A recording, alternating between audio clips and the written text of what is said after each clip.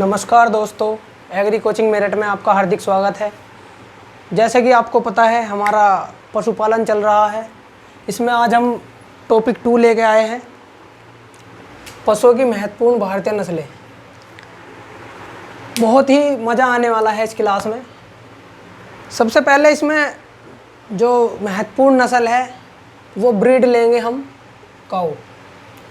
इसको हम गौ माता, गाय, कैटल, गोधन, और सबको पता है हिंदू धर्म में तो इसको गौ माता ही मानते हैं।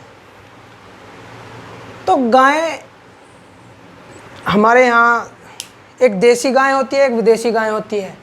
देसी गाय जिन्हें हम भारतीय गाय बोलते हैं, और विदेशी जो बाहर से जो ब्रीड है, जो नस्ल है वो आई हुई है। जो देसी गाय होती हैं, अब इसमें इनका जो बहुत से लोग बोलते हैं बॉटनिकल नेम, तो इसमें इनका बॉटनिकल नेम नहीं होता। जो बॉटनी की शाखा होती है, बॉटनी की शाखा होती है, उसके 2 भाग होते हैं, एक जोलॉजिकल नेम और एक बॉटनिकल नेम। तो ये पशुओं का जो होता है वो होता है जोलॉजिकल नेम।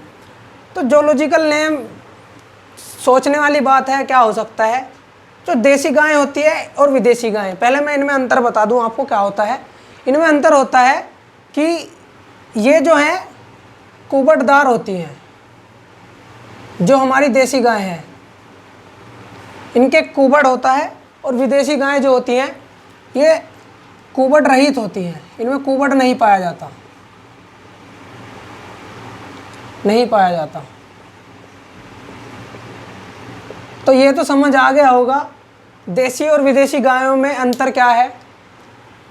तो देसी गाय, इनका जो वैज्ञानिक नेम है या वैज्ञानिक नाम बोल दो तो वो होता है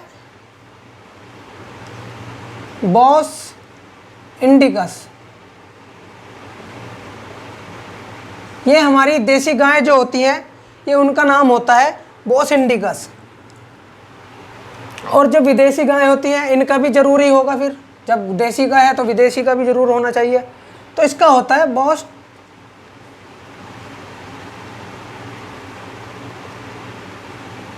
टॉरस। तो ये नोट करते चलें साथ के साथ।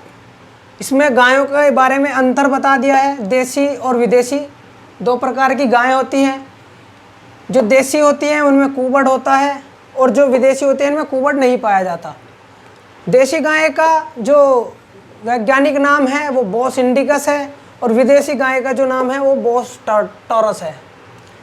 तो इसमें तो कोई कन्फ्यूज़न नहीं होने वाली है बच्चों, ध्यान से पढ़ना है। किसी भी प्रकार की जो समस्या हो वो आप कमेंट करके बता सकते हैं। तो इनका कुल होता है फैमिली, जिसको हम बोलते हैं, जैसे हमारी फैमिली होती है और ऐसे ही इनकी फैमिली भी होती है। इसको बोलते हैं कुल। जो इनका होता है वो होता है बोवेडी। ये बोवेडी कुल से बिलोंग करती हैं।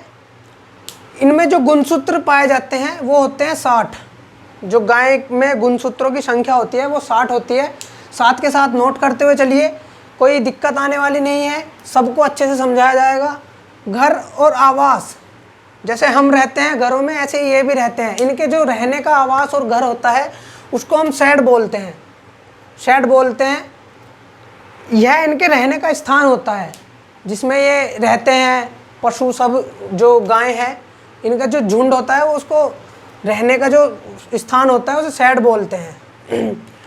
जो ब्याने की क्रिया, जब पशु ब्याता है उस क्रिया को हम काविंग बोलते हैं। ये तो सब समझ में ही आ रहा होगा आपके, सब लिखा हुआ है, बस बताने की ज़रूरत है। तापक्रम, जो शरीर का जो ताप होता है वह जो गाय का होता है वो 101.5 डिग्री फ़ारेनहाइट होता है, और जो सेल्सियस में बात करें वो होता है 38.6 डिग्री सेल्सियस। तो कोई दिक्कत वाली बात हो तो वो बता सकता है, कमेंट कर सकता है, इसमें कोई समस्या नहीं आने वाली है। एग्री कोचिंग मेरठ आपके लिए बहुत ही अच्छा कंटेंट ला रहा है। ये सिर्फ आपकी सफलता के लिए ही है। इसमें BHU, ICR, JET, agri supervisor और क्लास 12 तो स्पेशल रहने वाली है। और एग्री सुपरवाइज़र के लिए भी ये नोट्स ज़रूर रखें संभाल के, क्योंकि वैकेंसी जल्दी ही निकलने वाली है एग्री सुपरवाइज़र की भी। और इसमें फिर श्वास गति होती है, जो श्वास गति जैसे हम सांस लेते हैं इनमें भी गति होती है। जो प्रति मिनट का जो देखा गया है वो 12 से 20 प्रति मिनट ये सांस लेते हैं। 12 से 20 बार प्रति मिनट, मतलब 1 मिनट में 12 से 20 बार सांस ले लेते हैं।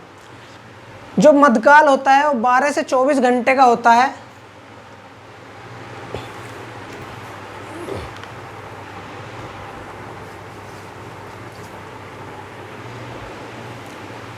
ये जो मध्यकाल है ये होता क्या है, जो 12 से 24 घंटे के लिए होता है।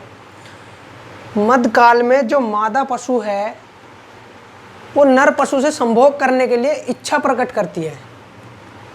जो मध्यकाल है इसमें जो मादा पशु है वह नर पशु से संभोग करने की या मैटिंग करने की इच्छा प्रकट होती है या इच्छुक होती है उसके लिए। तो ये मध्यकाल होता है, ये 12 से 24 घंटे का होता है। इसमें मादा पूर्ण रूप से गर्भधारण के लिए इच्छुक होती है।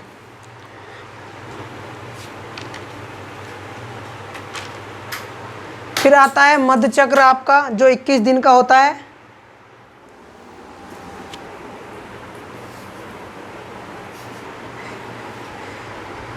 मध्य चक्र जिसे हम एस्ट्रस साइकिल भी बोलते हैं।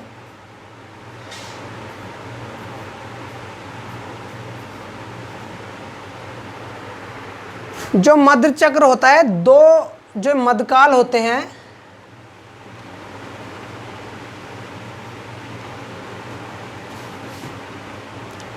दूसरा मध्यकाल,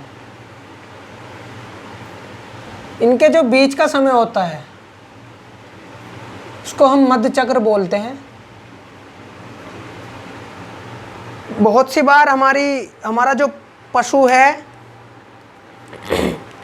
वह मतलब गाभन नहीं रह पाता है, तो वही क्रिया 21 दिन बाद दोबारा दोहराई जाती है, जिससे हम दोबारा गर्भधारण करा सकते हैं मादा को किसी अच्छे सांड के साथ या अच्छे नर के साथ।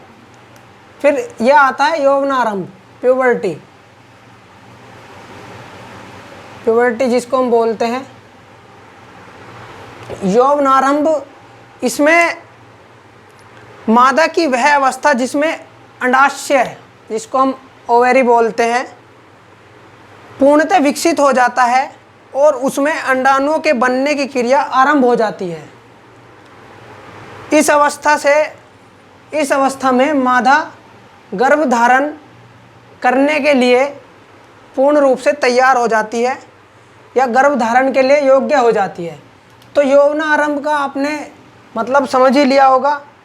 जब मादा गर्भधारण के लिए पूर्ण रूप से तैयार हो उसे यौवनारंभ कहते हैं, मतलब यौवन अवस्था। इसमें हृदय गति प्रति मिनट द्वारा जो नापते हैं वो 50 से 60 प्रति मिनट है। और जो प्रथम ब्यात जो होता है वो 30 से 40 माह होता है। जो गाय जो प्रथम ब्यात की आयु होती है उसमें 30 से 40 माह का समय होता है। 30 से 40 माह में प्रथम बार जो पशु होता है वो ब्यात के लिए तैयार हो जाता है। इसमें बधिया नर को बोलते हैं बैल, इसको हम बुलक भी कहते हैं।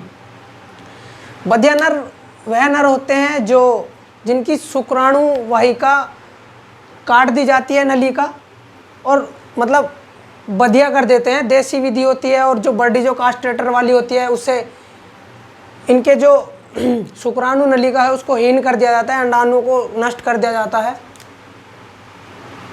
ये होते हैं गर्भकाल 280 दिन, गर्भकाल बोलते हैं। ये जो गर्भधारण था, गर्भधारण से प्रसव तक की क्रिया को हम गर्भकाल बोलते हैं। मतलब गर्भधारण से, साथ के साथ नोट बनाते रहिए।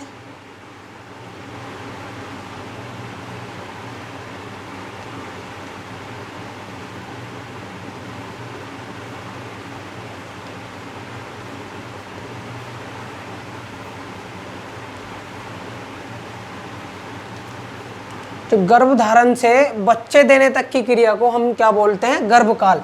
ये 280 दिन का होता है। बहुत सी जगह आपको मिलेगा ये 282 दिन का भी होता है। तो कंफ्यूज नहीं होना है। अगर 280 दिन आए तो 280 दिन बता देना है, और 282 दिन आए तो वो 282 दिन बता देना है। तो बच्चे को जन्म के समय पे हम क्या बोलते हैं, वो बोलते हैं हम काफ। जो गाय का युवा नर होता है उसको हम बछड़ा बोलते हैं, और जो युवा मादा होती है उसको हम बछिया बोलते हैं। जो नाड़ी गति का निरीक्षण करते हैं वो कॉक्सिजियल धमनी होती है, जो पूंछ के नीचे होती है, उसको हम वहाँ से पता लगाते हैं, उसका निरीक्षण हम वहाँ से करते हैं, इसको हम कॉक्सिजियल धमनी बोलते हैं। तो बच्चों, ये टॉपिक जिसको समझ नहीं आया वो दोबारा बता सकता है। इससे आगे भी आपको अगर कुछ पढ़ना है वो कमेंट बताए, और आज के लिए सिर्फ इतना ही रहेगा। एक बार सभी बच्चे स्क्रीनशॉट ले ले या नोट कर ले, मैं दोबारा समझा दूंगा इसको सारा का सारा, जैसा भी लिखा हुआ है अभी नहीं मिटाऊंगा मैं। तो स्क्रीनशॉट ले लिया होगा। तो जैसे कि आपको पता है एनिमल हस्बेंड्री चल रहा है, पशुपालन जिसको हम बोलते हैं, उसमें हमने पहली भारतीय जो महत्वपूर्ण नस्लें हैं पशु की, उसमें हमने सबसे पहले लिया है गाय को, जिसको हम गाय भी बोलते हैं, कैटल भी बोलते हैं, गोधन भी बोलते हैं। अब तो मोटा मोटा ही समझाना है आपको, सब पहले ही बता दिया है। एक गाय जो होती है 2 प्रकार की होती है, देसी और विदेशी। देसी गायों में और विदेशी गायों में अंतर होता है कि कुबड़दार गाय, जिसमें कुबड़ पाया जाता है, वो देसी गाय होती है, और जिसमें कुबड़ नहीं पाया जाता वो विदेशी गाय होती है। जो देसी गाय होती है उनका जो वैज्ञानिक नाम होता है वो बॉस इंडिकस होता है, और जो विदेशी होती है वो बॉस टॉर्टस होती है।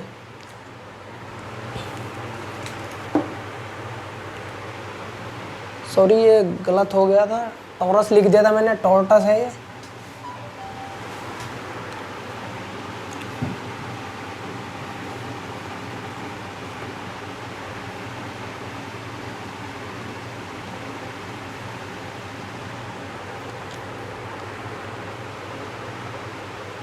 तो ये बॉस टॉर्टस होती है।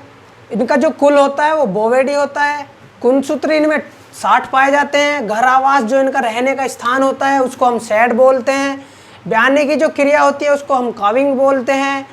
जो तापक्रम होता है वो 101.5 डिग्री हम फ़ारेनहाइट में नापते हैं, और जो 38.6 डिग्री होता है वो सेल्सियस में होता है। श्वास गति प्रति मिनट जो होती है वो 12 से 20 प्रति मिनट होती है। मध्यकाल जो होता है वो 12 से 24 घंटे का होता है, और जो मध्यचक्र होता है वो 21 दिन का होता है। स्ट्रेस साइकिल भी जिसको हम बोलते हैं। मध्यचक्र मध्यकाल, 2 मध्यकालों के मध्य का समय वो मध्यचक्र कहलाता है। यौवनारंभ आपको बता दिया है, प्यूबर्टी। फिर आती है हृदय गति, प्रति मिनट 50 से 60 प्रति मिनट होती है। प्रथम ब्यात की जो आयु के लिए पशु चुना जाता है वो 30 से 40 माह का होता है। बधिया नर जो होते हैं वो बैल होते हैं, जिनको हम बुलक भी बोलते हैं। और गर्भकाल जो गाय का होता है वो 280 दिन का होता है। बहुत सी जगह आपको 282 दिन भी मिलेगा, तो 1 या 2 दिन ऊपर नीचे हो जाता है। जो बच्चे को जन्म के समय बोलते हैं उसको हम काफ बोलते हैं। युवा नर जो होता है उसको हम बछड़ा बोलते हैं। युवा मादा जो होती है वो बछिया होती है। और नाड़ी गति का निरीक्षण जो हम करते हैं वो कॉक्सिजियल ध्वनि होती है, जिसको हम पूंछ के नीचे से, जो पूंछ के नीचे होती है वहाँ से देखते हैं हम इसको। तो सभी स्क्रीनशॉट ले लें, नोट्स बनाते चलें, साथ साथ मैं इसको रफ कर रहा हूँ।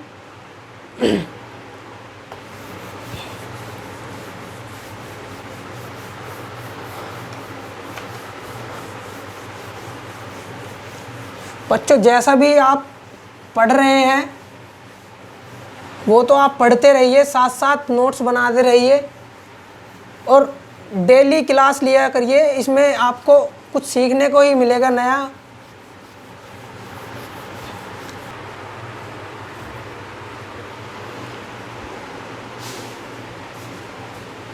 तो जैसा कि आपने पढ़ा है गो पशु मतलब गाय, तो आज के लिए इतना ही। एग्री कोचिंग मेरठ में आने के लिए आपका धन्यवाद।